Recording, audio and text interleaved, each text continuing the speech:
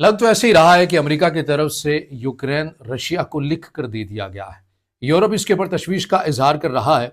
आखिर वो 28 नुकात, वो पॉइंट्स है क्या, यकीनन आप जानना चाहेंगे।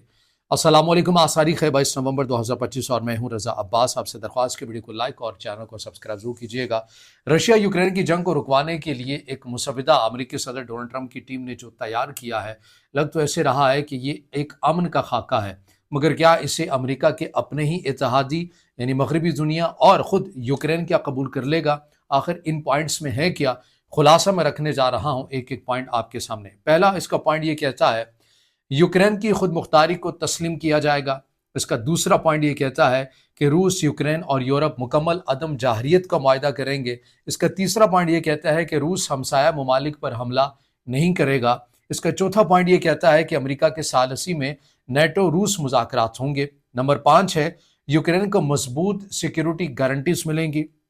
नंबर 6 है यूक्रेन की फौज 6 लाख तक महदूद कर दी जाएगी। नंबर 7 है यूक्रेन आईनी तौर पर ऐलान करेगा कि वो नेटो में शामिल नहीं होगा। यानी अब यूक्रेन के आइन में लिखा जाएगा कि मुस्तकबिल में भी वो नेटो का कम अज़ कम हिस्सा नहीं बनेगा। ये रशिया की तरफ से लॉन्ग टर्म जो चीज़ है, जो मुतालबा था, वो इस मुसवदे के अंदर पूरा होता हुआ आपको नज़र आ रहा है। इसका जो 8वां पॉइंट है वो ये कहता है कि नेटो की मुस्तकिल फौजें यूक्रेन में नहीं होंगी। नंबर 9, यूरोपीय जंगे यूनिट्स पोलैंड में रहेंगी जैसा कि अब भी हैं। नंबर 10वां पॉइंट इसका ये है कि अगर यूक्रेन रूस पर हमला करे तो जमानत खत्म। यानी जो अमेरिका जमानत दे रहा है, यूक्रेन को सिक्योरिटी गारंटीज दे रहा है, लेकिन अगर यूक्रेन ने रूस पर हमला कर दिया तो अमेरिका वो गारंटी ही खत्म कर देगा। अगर रूस हमला करे तो क्या होगा? रूस हमला करेगा तो मगरबी दुनिया और अमेरिका दोबारा से उसके ऊपर इक़्तिसादी पाबंदियां लगाने का सिलसिला शुरू कर देंगे। इसका 11वां पॉइंट ये है कि यूक्रेन को यूरोपीय यूनियन में शामिल होने का मौका दिया जाएगा। नेटो में तो शामिल नहीं किया जा सकता, यूक्रेन के आइन में अब लिखा जाएगा, लेकिन अलबत्ता जो इक़्तिसादी प्लेटफॉर्म है यूरोपीय यूनियन में, इनके अंदर यूक्रेन को जो है वो इस मायदे के तहत शामिल किया जाएगा। इसका 12वां नुकता यह है कि यूक्रेन की तामीर नो के लिए आलमी मालियाती फंड्स कायम होगा। नंबर 13 है रूस को आलमी मईशत में वापस लाया जाएगा। ये सबसे अहम एक मुतालबा था जो रूस चाहता था, यानी कि जैसे कि G8 एक दुनिया की 8 बड़ी मईशतों वाले ममालिक इस प्लेटफॉर्म के अंदर, इस ग्रुप के अंदर होते हैं।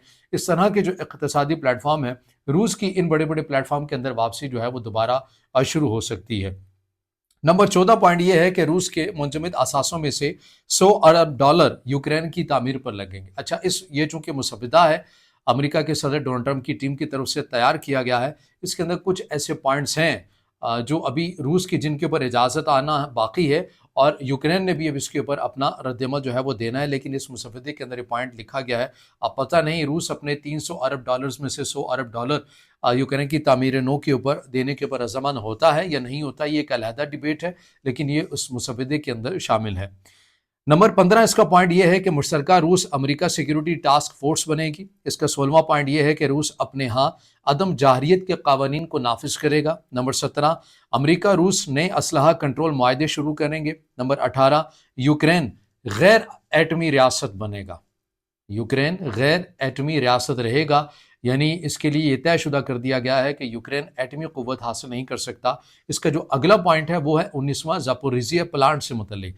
इस प्लांट से मुतल्लिक ये है कि IAEA के तहत ये ज़ापोरिज़िया प्लांट चलेगा, बिजली बराबर तकसीम होगी।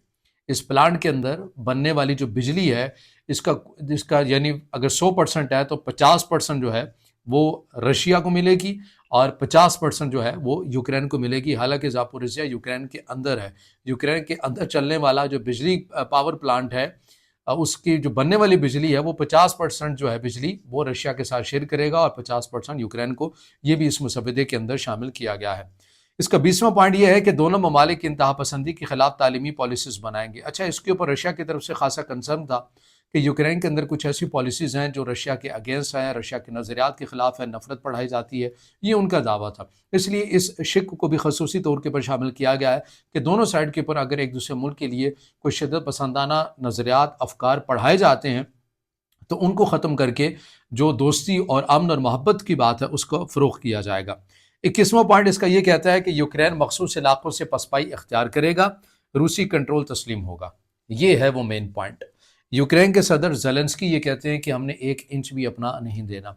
امریکی صدر ڈونلڈ ٹرمپ کی طرف سے اپنا جو معاہدہ مسودہ ان کی ٹیم نے بنایا ہے اس میں یہ کہا گیا ہے کہ رشیا نے جو علاقے یوکرین کے حاصل کر لیے ہیں اب ان کے اوپر رشیا کا کنٹرول جو ہے وہ ڈکلیئر کیا جائے گا، اس کو ایکسیپٹ کر لیا جائے گا، اور بعض ایسے علاقے ہیں جو رشیا اور یوکرین دونوں وہاں پر اپنی ملٹری کھڑی نہیں کر سکتے، بلکہ وہاں پر پہرے دار تو ضرور ہوں لیکن ان کے پاس کوئی اسلحہ نہ ہو، جسے آپ یہ کہتے ہیں کہ وہ ویپنائز نہیں ہوں گے، انہیں ڈی نیوٹرلائز کر دیا جائے گا۔ وہ اس طرح کی جو اسٹریٹجی ہے اب وہ ان علاقوں سے متعلق اپنائے جائے گی۔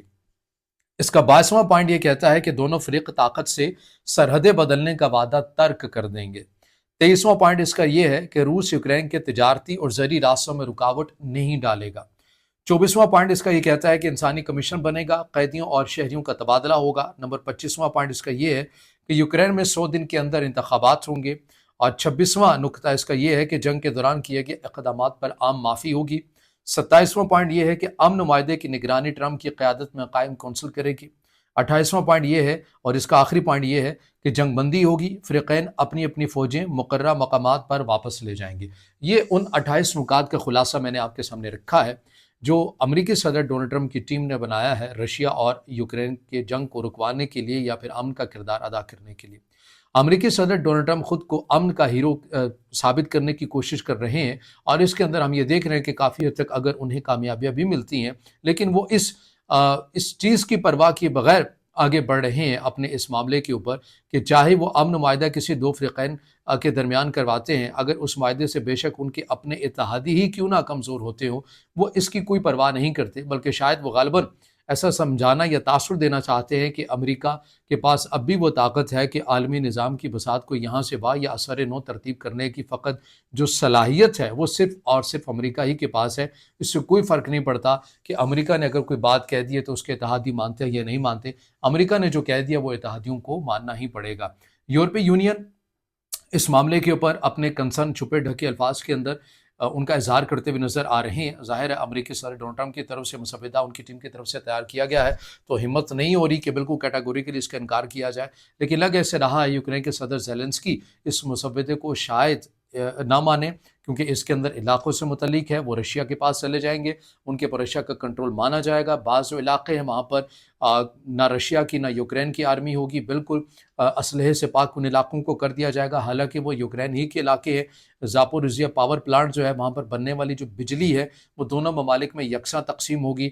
یوکرین ایٹمی قوت حاصل نہیں کر سکتا، نیٹو کے اندر آئینی طور کے پر شامل نہیں ہو سکتا، اس کو درج کرنا پڑے گا۔ تو تمام تر وہ چیزیں ہیں جو غالباً فروری 2022 کے اندر جب یہ اس جنگ کا آغاز ہوا تھا تو اس میں جو مطالبات رشیا کے اس وقت تھے، ایسا لگ رہا ہے کہ 3 سال کے بعد اب رشیا ان تمام مطالبات کو منواتا ہوا نظر آ رہا ہے کہ یوکرین اب نیٹو کے اندر شامل نہیں ہوگا، آئین کے اندر اپنے لکھ دے گا، پھر جو علاقے رشیا نے حاصل کیے وہ اس کے کنٹرول کے اندر چلے جائیں گے۔ تو ایسی بہت سارے پوائنٹس ہیں۔ اب دیکھنا یہ ہے کہ یورپی یونین اور یوکرین کے صدر زیلنسکی بالخصوص اس مسودے کے اوپر عملی طور کے اوپر کیا کہتے ہیں، کیا وہ اس کو ایکسیپٹ کریں گے۔ اگر وہ ایکسیپٹ نہیں کرتے ہیں تو پھر امریکی صدر ڈونلڈ ٹرمپ جو کہ ایک غیر روایتی سیاستدان ہے، وہ اس تمام معاملے کے اوپر کیسے بیہیو کریں گے یوکرین کے ساتھ، یہ بھی دیکھنا بڑا دلچسپ بھی ہوگا اور حیران کن بھی ہوگا۔ تو رشیا اور یوکرین کی جنگ تقریباً 3 سال کے بعد ایک انتہائی حیران کن موڑ لے چکی ہے، جہاں پر ہمیں ایک ایسا غیر روایتی قسم کا مسودہ شامل نظر آ رہا ہے کہ جو مطالبات تقریباً 3 سال پہلے رشیا کے تھے وہ اب اس مسودے کے اندر کسی حد تک آپ کو پورے ہوتے ہوئے نظر آ رہے ہیں۔ رشیا ایسا لگ رہا ہے کہ وہ اس مسودے سے آپ کو خوش اور مطمئن نظر آ رہا ہے کہ وہ عالمی سیاست کے اندر دوبارہ سے ان بھی ہو جائے گا، بڑے بڑے اقتصادی پلیٹ فارم کے اندر دوبارہ سے اس کی شمولیت بھی ہو جائے گی، اس کے اوپر لگی ہوئی پابندیاں بھی اٹھ جائیں گی، اور جو علاقے اس نے طاقت کے بلبوتے پر یوکرین کے حاصل کیے تھے ان کے اوپر بھی اس کا جو کنٹرول ہے، بعض کے اوپر جو کنٹرول ہے اسے ایکسیپٹ کیا جائے گا۔ تو تمام وہ اپڈیٹس ہیں رشیا یوکرین جنگ سے متعلق، اور اس میں انتہائی اہمیت کی حامل یہ اپڈیٹ تھی جو ہم نے ضروری سمجھا آپ کے سامنے آج کی اس ویڈیو میں رکھیں۔ اب اس سے جڑا آپ کا کوئی سوال ہو یا رائے ہو تو ضرور کمنٹ میں اظہار خیال کیجیے گا، ویڈیو کو لائک کیجیے گا، دوستوں کے ساتھ شیئر کیجیے گا، اور چینل کو سبسکرائب بھی۔